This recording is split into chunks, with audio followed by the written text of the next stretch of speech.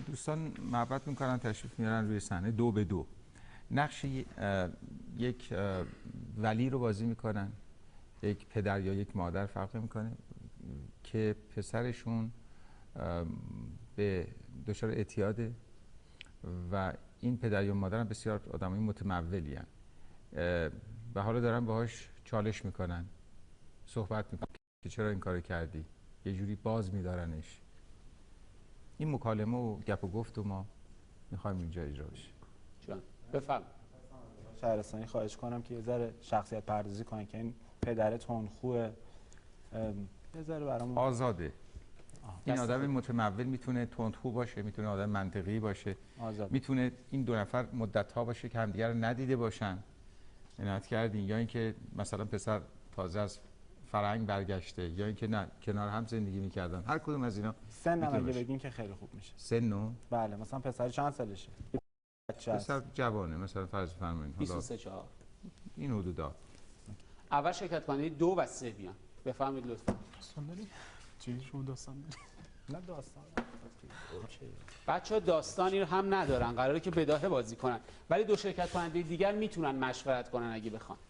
هر جا وسطش خودتون خواستید میتونید قطع کنید آقای بهمنش اگه فکر کردید که کافیه. 4 3 2 1. بابا فرزاد من دوستت دارم. آخه چرا این چرا ببین ما با دوست داشتن تو به درد خودت میخوام، من دارم میمیرم. عزیزم من زندگیمو به پات گذاشتم. تو به درد خودت ولم کن. تو رو خدا با من اینجوری صحبت نکن. تصنعی اینقدر با من رفتار نکن. اون موقع که تو باید دوست می‌داشتی، اون موقع که بعد منو به فکرم دست به من نزن. دست به من نزن. آروم باش. دست به من نزن. اون موقعی که من گفتم منو نزن با کمربند سیاه نکن، اون موقعی که گفتم منو فلان منو بزن. من بزنم تو چه فایده‌ای داره؟ برو برام یکم شیشه بیار. چی خدا رو میگم شیشه بیار. تو رو خدا برو چی میخوای؟ خود برو لام از شیشه بیار. شیشه از کجا بیارم؟ برو سر باک بیار. برو یکم رسوندن اینه. من چه گناهی کردم؟ تو رو خدا نکن این کارو. تو رو یکم آروم باش. مرسی. متشکرم. یه جوری گفت برو یکم شیشه بیار، انگار مثلا تو یخچال برو شیشه است. نه آره متوجه شدم، یعنی برای من جالب، تا الان چیزی نشده. آره متوجهم آقا، دارمت. شرکت کننده شماره 1 و 4 بیان. 4 3 2 1. پسرم عزیزم، آخه این چه وضعیتیه برای خودت درست کردی؟ آخه من باید چقدر بدبختی بکشم؟ یه عمر با پدرت سوختم و ساختم، هیچی نگفتم. چرا با من این کارو میکنی؟ مادر من اون موقعی که باید متوجه میشدی متوجه نشدی و دلیلی هم ندارم برای پشیمونی و اعتراض. چی بگم؟ پدرتم اوایل همین فکرها رو میکرد. مادر من پدرم پولشو داشت این کارو میکرد، منم دارم این کارو میکنم. این کارو نکنم چی کار کنم؟ فکر آینده‌تو کردی؟ یه زن اومدی بگیری، بهت زن میدم با این وضعیت. من اصلا قصد ازدواج ندارم. حرف منو گوش کن. اومدی بری کاری جایی استخدام بشی، وقت چی میخوای جواب بدی؟ بگی من معتاد نیستم؟ من نیازی به استخدام ندارم. اونقدر پدرم برام گذاشته که هیچ قصه و دردی نداشته. هر وقتم بخوام میکشم. حالا کارت چی؟ اون زن بدبختی که میخواد باهات بیاد زندگی کنه، اونا چی میگی؟ مادر من مثل اینکه شما نمیخوای متوجه بشی، من قصد ازدواج ندارم. متشکرم. بفرمایید. ببین یعنی این حرف و عالی بود. یعنی و گفتی من وت خیلی خوب بود، بهترین وی بود که تا حالا شنیده بودم. خب با هم خیلی ولی بی خیال بودی، یعنی انگار مثلا اعتیاد مثلا یه چیز روتینه مثلا، میدونی؟ چون متمول بودیم، یه خانواده متمول بودیم و راحت بودم. آقای شهرام خرازی ها، آقای دکتر. خب من ابتدا میخوام تا بیاد نشده راجع به بازی آقای قربانزاده شماره 4 یه صحبتی بکنم که معتاد اگه های هم باشه دیگه اینجوری نیست. ما یه چیزی از اعتیاد باید تو شما ببینیم. بیخیالی شما حالا چه بعد مصرف چه با فاصله از مصرف یک مقداری فاصله داره با اون بیخیالی که توی معتادین وجود داره و شما اصلا نه های بودی، نه خمار بودی، نه نشه بودی، یعنی اثری از اعتیاد در شما دیده نمیشد. خانم سلیمیانم من فکر میکنم که نگرانیتون خیلی ملایم بود، یعنی خیلی ریلکس بودن و اون نگرانی رو اصلا نمیتونستن انعکاس بدن.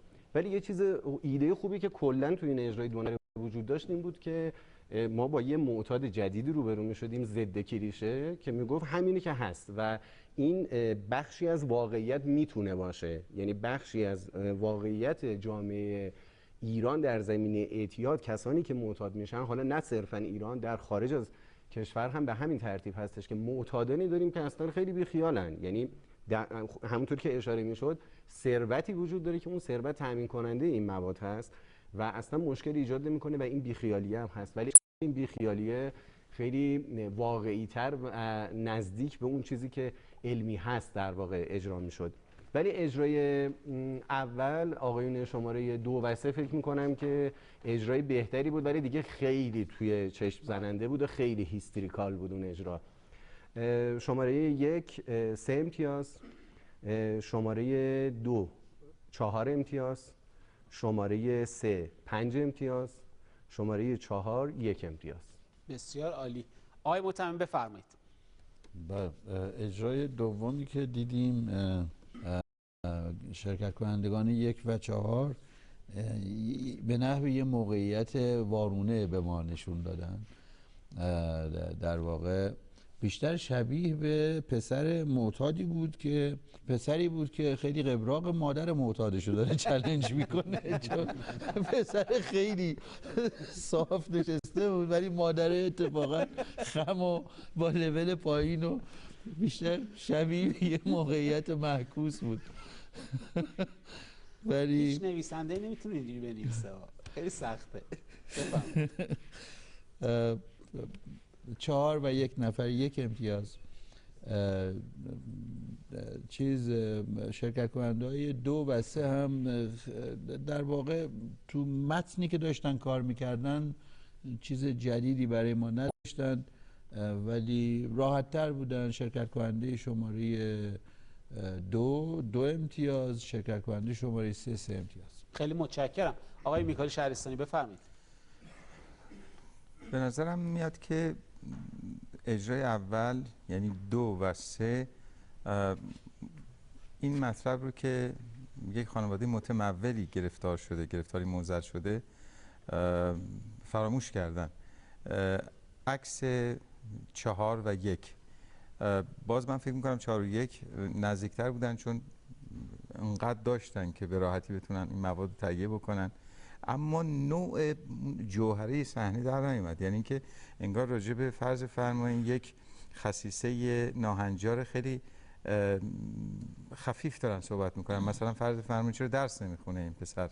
نه، اعتیاده. و به نظرم حتی اگر یک پدر یا یک مادری مواجه بشه با یه همچین موزل مهلکی در مورد بچه، ویران میشه. اینقدر نگرانه و دلهره و تشویش و تلواسه در واقع داره که خانم بسیار ریلکس، خیلی منطقی اینه یک روانشناس تحلیل میکردن در حالی که داشتن برنج هم پاک میکردن اونجا ضمناً. خب این شدنی نیست، یعنی اینا تناقض داره. وقتی که شما یک میزانسن رو طراحی میکنی خود به خود ما باید به اون سمت و سوی بریم که شما میخواین. یهو یه حرف یا یک عکس العمل غیر عادی و غیر متعارف ما رو پس میزنه، یهو جا میخوریم. میگیم اینا با هم در تقابل قرار دارن. با دلیل روان بودنشون من 2 امتیاز میدم و دوستمون که در واقع پارتنرشون بودن شماره 4 اینقدر بله همونطور که اشاره کردن ریلکس، راحت، اصلا انگار لذت میبردن از این بلای خانمانسوز و یه جوری حتی توصیه میکردن مادر تو هم بیر بشو، انگار بد نیست، ما که پولشو داریم، من بابام هم که این کاره بوده، حالا تو فقط کم مونده که بشیر میایم با هم دیگه میشینیم میکشیم دیگه. یک امتیاز. دو دوست دیگرمون به دلیل تنش‌های زیادی که داشتن ولی به نظرم غلط بود، یعنی اینکه یه کسی که داره امکانش براش فراهمه اینجوری به رعشه نمیفته. البته آقای دکتر فکر میکنم متخصص این بیمارها هم هستم تا اونجایی که من میدونم، اگر اشکال نداشته باشه من اینو عنوان کردم و خیلی خوب و دقیق عنوان کردم. من البته اطلاعاتی رو الان به دست آوردم که نمیدونستم، ولی به خاطر اون تنش ها و سعی و تلاشی که کردیم هرچند شماره 3 داشت جلوی به نظر من کار شماره 2 رو میگرفت. یعنی شاید اگر اجازه میداد میدون بیشتری میداد به شماره 2 شاید قصه به یه جایی میرسید. اجازه بدین اگه 1.5 میشد 1.5 من میدادم، ولی خب نداریم دیگه. 2 جفتشون 2 جفت 2 و 3 هر دو امتیاز. بسیار خوب.